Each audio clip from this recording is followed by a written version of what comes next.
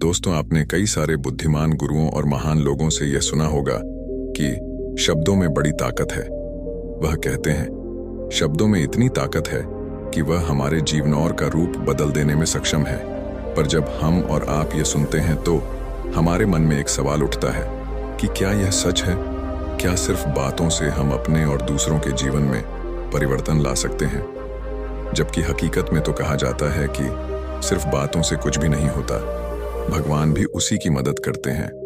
जो लोग कुछ कर दिखाने में यकीन रखते हैं तो सिर्फ शब्दों से बदलाव कैसे आएगा? तो अब इस हालत में हम किसकी सुने? हम क्या करें? क्या हम बातों और शब्दों पर ध्यान देना छोड़ दें और सिर्फ कर्मों पर ध्यान दें? या कहीं ना कहीं बातें और शब्दों का भी कुछ महत्व है? अगर आप भी अपने जीवन में कभी ना कभी इस द्विविधा में फंसे हैं तो आज की यह वीडियो आपके लिए बनी है।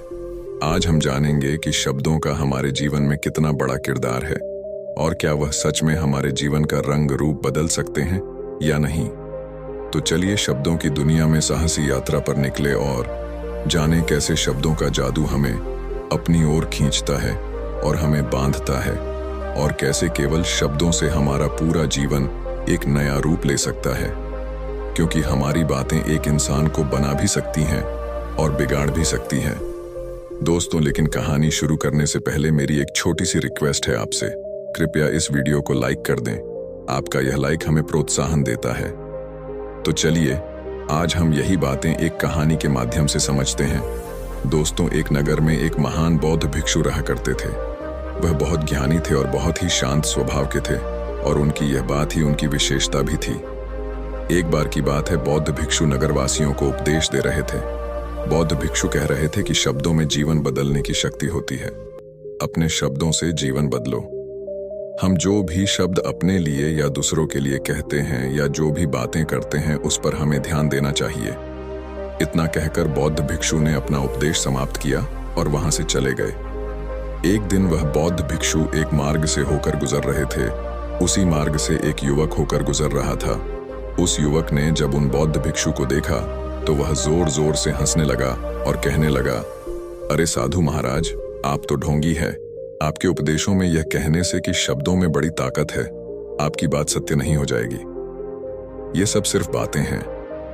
भला ऐसा कैसे हो सकता है कि शब्दों से हमारा जीवन बदल सकता है?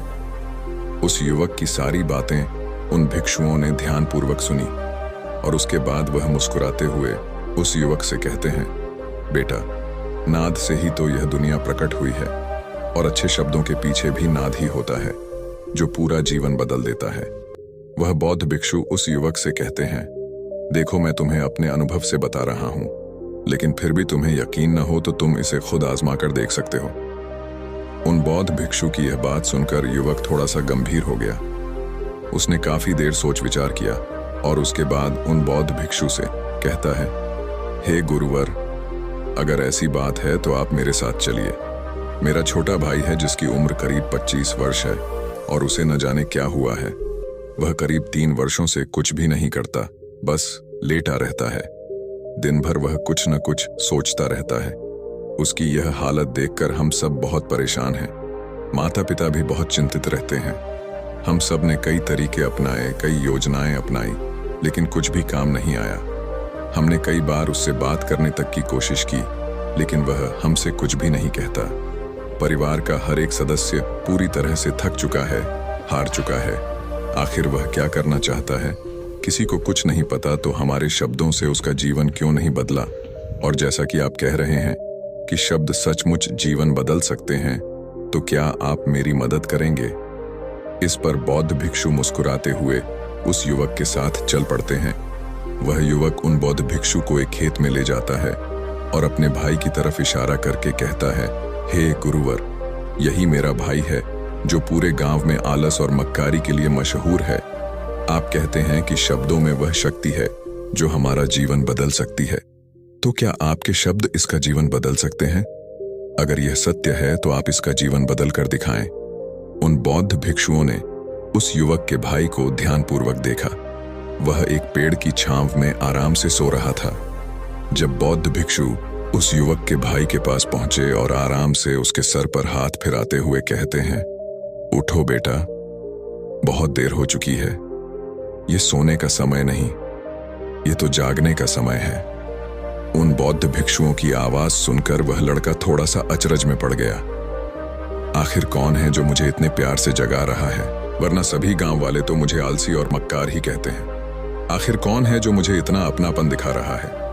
उसने आंखें खोली और आंखें मलते हुए उसने पूछा, हे गुरुवर, आप कौन हैं और यहाँ क्यों आए हैं? इस पर बौद्ध भिक्षु उस युवक से कहते हैं, बेटा, यह प्रश्न तो मैं तुमसे करना चाहता हूँ। तुम कौन हो, यही तो तुम्हें जानने की आवश्यकता है। उन बौद्ध भिक्षुओं की बात सुनकर वह लड़का जोर से हंस पड़ता है और कहता है, हे गुरुवर, यदि आपको मेरे बारे में जानना है तो जाइए और गांव के किसी भी सदस्य से पूछ लीजिए। आपको पता चल जाएगा कि मैं कौन हूं। आपसे हर कोई यही कहेगा कि वह तो आलसी है, मक्कार है, तरह तरह के ताने सुनाएंगे, तरह तरह की बातें कहेंगे। इससे आपको यह जरूर यकीन हो जाएगा और आपको यह पता भी चल जाएगा कि मैं कौन हूं। तभी बौद्ध भिक्षु मुस्कुराते हुए उस लड़के से कहते हैं, सबसे पहले मेरी यह बात सुन लो। मेहनती इंसान के खुद के शब्द उसे अंदर तक चोट पहुंचाते हैं, इसलिए कभी भी अपने आप को कोसो मत। अपने शब्दों को सुधारो। और मेरी यह दूसरी बात भी सुन लो। मैंने उन गांव वालों से नहीं पूछा कि तुम कौन हो, पूछ रहा हूं कि तुम कौन हो, लेकिन तुमने तो अपनी आदतें मुझे बताई। आलस तुम्हारी पहचान नहीं, तुम्हारी आदत हो सकती है, और इंसान नहीं, उनकी आदतें खराब होती हैं। इसलिए बेटा, तुम आलसी और मक्कार नहीं हो, यह तो तुम्हारी आदत है। बस इतनी सी बात है जो गांव वाले नहीं समझ सकते। ये सारी बातें सुनकर वह लड़का थोड़ा सा आश्चर्यचकित रह गया, क्योंकि गांव वाले हमेशा उसे मक्कार, आलसी और तरह तरह के ताने ही सुनाया करते थे। उन बौद्ध भिक्षुओं की यह बात सुनकर उस लड़के की आंखों में आंसू आ गए। वह तुरंत ही दोनों हाथ जोड़कर उन बौद्ध भिक्षु के चरणों में गिर पड़ा और उनसे कहने लगा, आप सत्य कहते हैं, यह मेरी आदत ही है और मैं इस आदत से बहुत परेशान हूं। मैंने बहुत कोशिशें भी की, लाख उपाय किए, लेकिन मैं अपनी इस आदत से छुटकारा न पा सका। इन आदतों से बाहर आना बहुत कठिन है। मैंने कई बार आलस छोड़ने का प्रयास तक किया, पूरी कोशिश भी की, लेकिन कोई लाभ नहीं हुआ। मैं जब भी कोई कार्य करने की कोशिश करता हूं तो पता नहीं क्यों मेरा मन कहीं और भागने लगता है। मेरा दिमाग किसी और दिशा में काम करने लगता है और मैं उस काम पर ध्यान ही नहीं दे पाता। मैं क्या करूं, कैसे करूं, मुझे कुछ भी समझ नहीं आता। जब भी मैं किताबें पढ़ने की कोशिश करता हूं तो मुझे नींद आने लगती है। मन में एक अजीब सा दर्द महसूस होता है। ऐसा लगता है कि मेरा जीवन यूं ही व्यर्थ जा रहा है, और जब मैं इस दर्द को बर्दाश्त नहीं करा तो मैं सो जाता हूं, ताकि जब मैं उठूं तो मुझे दर्द न महसूस हो। और अब तो मुझे यह भी यकीन हो चुका है कि मैं इन आदतों से नहीं निकल सकता। ये आदतें मुझे नहीं छोड़ने वाली। इस पर बौद्ध भिक्षु उस लड़के से कहते हैं, बेटा, यदि तुम इस आलस की आदत को छोड़ना चाहते हो तो मैं तुम्हें एक सही उपाय बता सकता हूं, लेकिन उसके लिए तुम्हें कल सुबह मुझे मिलना होगा। तभी वह तरीका मैं तुम्हें बताऊंगा। यदि तुम उस तरीके को सीखना चाहते हो तो कल सुबह मेरे पास चले आना। इतना कहकर बौद्ध भिक्षु वहां से चले गए। लेकिन उन बौद्ध भिक्षु की सारी बातें भिक्षु उस लड़के से कहते हैं, बेटा, यदि तुम इस आलस की आदत को छोड़ना चाहते हो तो मैं तुम्हें एक सही उपाय बता सकता हूं, लेकिन उसके लिए तुम्हें कल सुबह मुझे मिलना होगा। तभी वह तरीका मैं तुम्हें बताऊंगा। यदि तुम उस तरीके को सीखना चाहते हो तो कल सुबह मेरे पास चले आना। इतना कहकर बौद्ध भिक्षु वहां से चले गए। लेकिन उन बौद्ध भिक्षु की सारी बातें उस लड़के के कानों में गूंज रही थीं। वह यह समझ नहीं पा रहा था कि आखिर वह बौद्ध भिक्षु उसे कौन सा मार्ग दिखाने वाले हैं। वह ऐसा कौन सा उपाय बता देंगे जिससे उसके जीवन से आलस्य हमेशा हमेशा के लिए खत्म हो जाएगा। देखते ही देखते रात हो गई। रात भर वह अपने बिस्तर पर करवट लेता रहा और उन बौद्ध भिक्षुओं की बातों के बारे में सोचता रहा। इसी प्रकार देखते ही देखते सुबह हो गई और वह लड़का उन बौद्ध भिक्षुओं के पास जा पहुंचा। वह लड़का उन बौद्ध भिक्षु को प्रणाम करता है और कहता है, गुरुवर, जैसा कि आपने कहा था, लीजिए मैं आ गया। अब मुझे वह मार्ग बता दीजिए जिसे मैं अपने जीवन से इस आलस्य को निकाल सकता हूं। तभी बौद्ध भिक्षु उस लड़के से कहते हैं, बेटा, जब भी तुम्हारा मन दुविधा में हो तुम निर्णय न ले पा रहे हो और तुम्हारे मन में तरह तरह के प्रश्न उठ रहे हो कि मैं क्या करूं, कैसे करूं, इस कार्य को पूर्ण कैसे करूं, यह सब कैसे होगा। तब तुम वास्तविकता में अपने अतीत से सोच रहे हो कि पिछली बार तुम्हारे ऐसा करने पर क्या हुआ, या अतीत में तुमसे लोगों ने क्या कहा था। तो आज से कभी भी अपने अतीत से नहीं बल्कि भविष्य से सोचो। इस पर लड़का कहता है, भविष्य से, वह भला कैसे। तभी बौद्ध भिक्षु उस लड़के से कहते हैं, मान लो कि तुम्हें आज किसी भी चीज की कमी नहीं है। तुम्हारे पास वह हर चीज है जो तुम चाहते हो, वह सारी सुख सुविधाएं हैं। तो अब बताओ, तुम अपना जीवन कैसे व्यतीत करना चाहोगे। उन बौद्ध भिक्षु की यह बात सुनकर वह लड़का कुछ देर के लिए सोच में पड़ गया, क्योंकि आज तक उसने सभी गांव वालों के केवल ताने ही सुने थे। किसी ने भी आज तक उसके जीवन के बारे में उससे ऐसी बात नहीं की थी, और वह गुरुवार उसे आने वाले भविष्य के बारे में उससे बातें कर रहे थे। उन बौद्ध भिक्षु की यह बात सुनकर वह लड़का खुद से प्रश्न करने लग गया कि अगर मेरे पास सब कुछ होगा, धन की कोई कमी नहीं होगी और सारी सुख सुविधाएं होंगी, तो मैं अपना जीवन कैसे व्यतीत करूंगा। कुछ देर चोश विचार करने के बाद वह उन बौद्ध भिक्षु से कहता है, गुरुवर, मैं ये दुनिया घूमना चाहूंगा हूँ, पहाड़ों पर चढ़ना चाहूंगा, समुद्र की रेत पर चलना चाहूंगा और मैं बहुत बड़ा व्यापारी बनना चाहूंगा। तभी अचानक उस लड़के का ध्यान टूट गया। उन बौद्ध भिक्षु से कहता है, परंतु हे प्रभु, ये कैसे संभव होगा। केवल मेरे सोच लेने से ये सब पूरा होने वाला।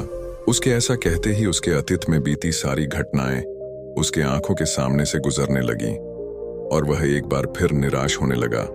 और अब वह यह सोचने लगा कि मेरे पास तो पैसे ही नहीं हैं, तो मैं भला व्यापार कैसे कर सकता हूं।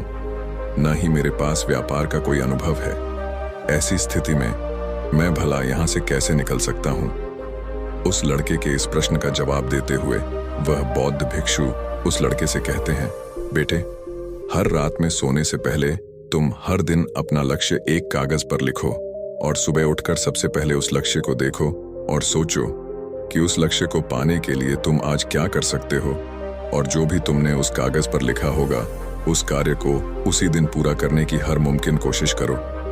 इस पर वह लड़का कहता है, ठीक है, आप सच कह रहे हैं, लेकिन जब मैं बहुत सोचने लगता हूं तो मेरा मन बेचैन होने लगता है और मन में तरह तरह के विचार उठने लगते हैं, और इन विचारों को शांत करने के लिए मैं सो जाता हूं ताकि वह विचार मुझे परेशान न कर पाए। उस लड़के की इस समस्या का समाधान करते हुए वह बौद्ध भिक्षु उस लड़के से कहते हैं, बेटा, अंतर्मन की चाल को पकड़ो और शब्दों की मदद से नया भविष्य बनाओ। तभी लड़का कहता है, हे गुरुवर, आप क्या कहना चाहते हैं, मैं आपकी बात समझ नहीं पा रहा। इस पर बौद्ध भिक्षु मुस्कुराते हुए कहते हैं, बेटा, कैसे होगा। यह जो सवाल है, यह सवाल नहीं बल्कि एक डर है जो तुम्हारे अंतर्मन में बैठा हुआ है, जो तुम्हें अगला कदम लेने से रोक रहा है, तुम्हें कदम आगे बढ़ाने से रोक रहा है।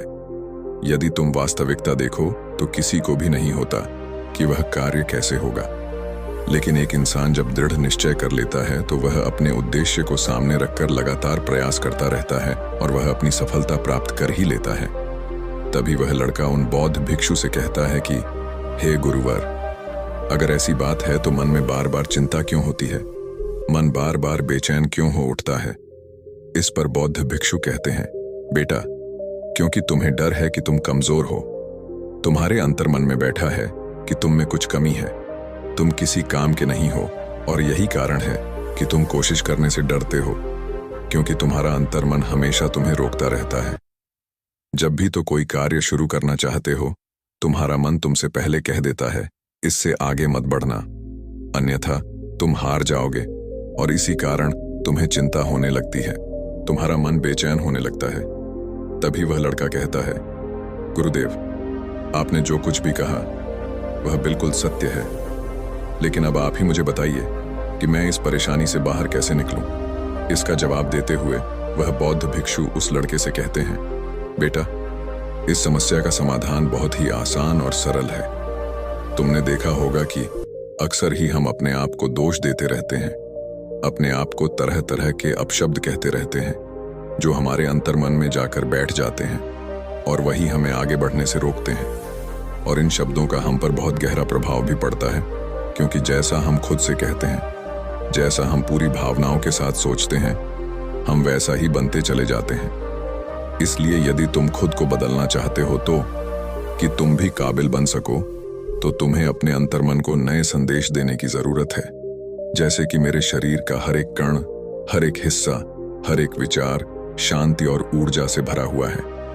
मैं दृढ़ संकल्प और आत्मविश्वास के साथ हर दिन के लक्ष्यों को पूरा करता हूँ।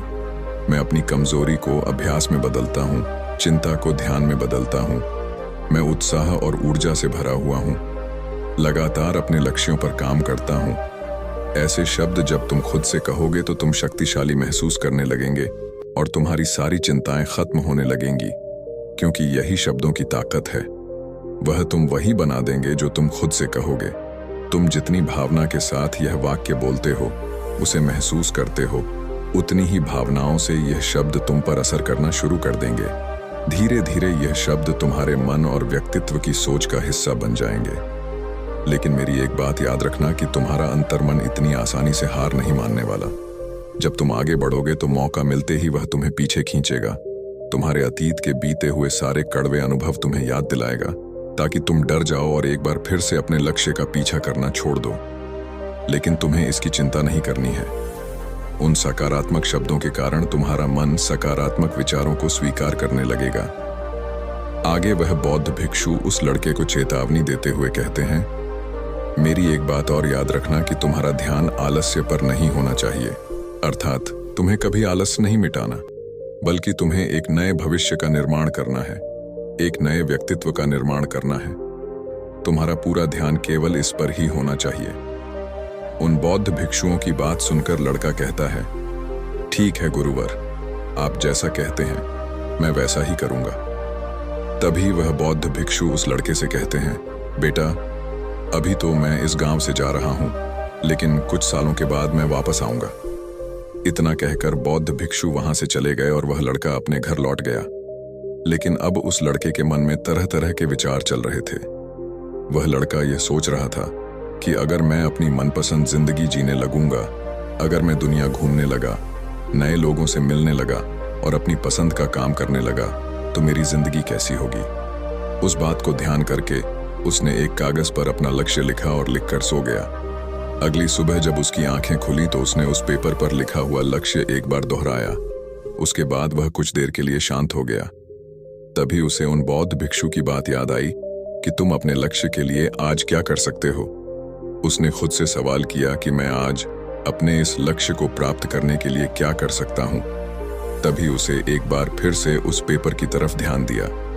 उस पेपर पर लिखा था कि मैं बाजार जाता हूं और लोग व्यापार करने की कौन सी चीजें, कौन से सामान लेकर आते हैं, मैं उन चीजों को देखता, उन चीजों को पता करता। पढ़ने के बाद तुरंत ही बाजार चला गया, अलग अलग दुकानों पर बैठा उन्हें देखा। लेकिन उसे कुछ समझ नहीं आ रहा था, क्योंकि लोग अलग अलग व्यापार कर रहे थे, अलग अलग तरह की चीजें और सामान ले रहे थे, और किसी ने उसकी कोई मदद नहीं की। वह बहुत उदास हो गया और निराश होकर वापस घर लौट आया।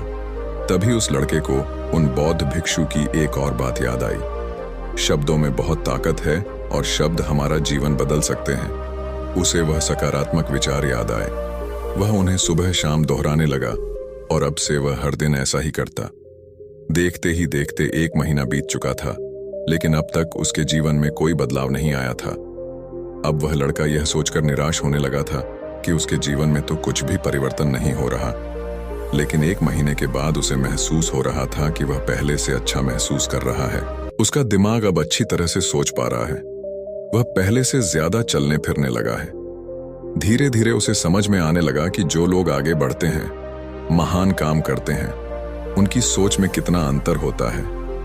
वे लोग हमेशा शक्तिशाली विचार सोचते हैं। दूसरों की छोटी सोच और डर से वह कभी प्रभावित नहीं होते। जब भी उनके सामने कोई मुश्किल आन पड़ती है तो वह घबराते नहीं, बल्कि उस समस्या का समाधान निकालते हैं। इस समस्या के समाधान पर ध्यान केंद्रित करते हैं और न ही वह कभी किसी का इंतजार करते हैं। वह केवल खुद पर विश्वास करते हैं और तुरंत ही कदम आगे बढ़ाते। जब उस लड़के को यह सारी बातें समझ में आने लगीं, तो उसने भी धीरे धीरे अपने कदम आगे बढ़ाने शुरू किए। उसने बिल्कुल वैसा ही व्यवहार करना शुरू किया। अब से वह कभी खाली नहीं बैठता था। जब भी उसका मन करता, वह बाजार जाता और लोगों के बारे में जानता समझता कि वह किस प्रकार व्यापार कर रहे, कौन सी चीजें खरीद रहे हैं और किन चीजों पर उन्हें लाभ हो रहा है। और जब उसका मन करता तो अपने पिता की मदद भी करता था। वह अपने पिता के साथ मंडी में जाता, वहां पर जाकर मोल भाव करता। हमेशा कुछ न कुछ सीखने में ही जुटा रहता है।